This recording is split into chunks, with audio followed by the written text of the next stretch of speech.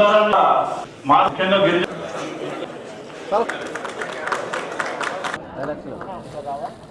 ఉందో ఇది అంతర్జాతీయ కాఫీ ఇవాళ 1,00,000 ఎకరాల్లో కాఫీ సాగు చేస్తున్నాము. 1,00,000 ఎకరాల్లో కాఫీ సాగు చేస్తున్నాము. 1,00,000 మంది కాఫీ పండించే రైతులు ఉన్నారు. ఇక్కడ కొన్ని సమస్యలు మేము గుర్తించాం. మొట్టమొదటి సమస్య, 1,00,000 ఎకరాల్లో కాఫీ పండించేటువంటి రైతులకు సరైనటువంటి దిగుబడి రావటం లేదు. దానికి చాలా కారణాలు ఉన్నాయి. ఒకటి, భూసారాన్ని మనం పెంచాలి. భూసారాన్ని పెంచడానికి ఐటీడీఏ ద్వారా భూసార పరీక్షలు చేయించాం. భూసార పరీక్షలు చేయించడం ద్వారా మనకు ఆ భూమిలో ఏ లక్షణాలు తక్కువగా ఉన్నాయి, ఏ ఖనిజాలు తక్కువగా ఉన్నాయి అనేది అంచనా వేయడం జరిగింది. ఎప్పుడైతే భూసార పరీక్షల ద్వారా కాఫీ పండించే భూమి యొక్క ఫెర్టిలిటీ పెంచుతాము, సారవంతాన్ని పెంచుతాము, అప్పుడు కాఫీ దిగుబడి అధికంగా ఉంటుంది. అదొక అంశం.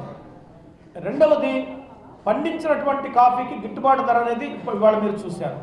మనం దళారులు చెల్లించేటువంటి దానికంటే రెట్టింపు చెల్లించడం ద్వారా వాళ్ళ ఆదాయం రెట్టింపు. ఆదాయం రైతులకు వాళ్ళ సంక్షేమానికి, వాళ్ళ అభివృద్ధికి వాడటానికి కూడా వీలుగా ఉంటుంది.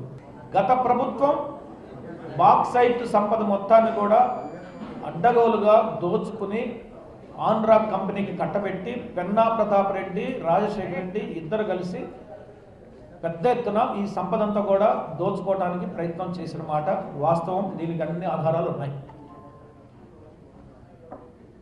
ఖమ్మం జిల్లాలో బయ్యారం గనుల్లో ఐరన్ ఓర్ మొత్తం కూడా షర్మిలాకు, అల్లుడు బ్రదర్ అనిల్కి ఇద్దరికి కట్టబెట్టిన విషయం కూడా ప్రపంచం మొత్తానికి తెలుసు.